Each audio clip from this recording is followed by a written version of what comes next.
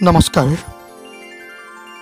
প্ৰিয় শ্ৰোতাবৃন্দ, মই ৰাতুল দাসে আজি আপোনালোকলৈ লৈ আহিব বিচাৰিছোঁ মোৰ এটি ভাল লগা চুটি কবিতাৰ আবৃত্তি। কেতিয়াবা কিছুমান কবিতাই হৃদয়ত চুই যায় আৰু তেনেধৰণৰ এটি কবিতাই মোক বাৰুকৈ আপ্লুত কৰি তুলিছিল। কবিতাটিৰ শিৰোনাম কথকতা। কবি মৌচুমী বৰা। কথকতা। কিছু ক'বলৈ থাকি যোৱা কথাৰে এবাৰ আকৌ কাষ চাপি আহোঁ।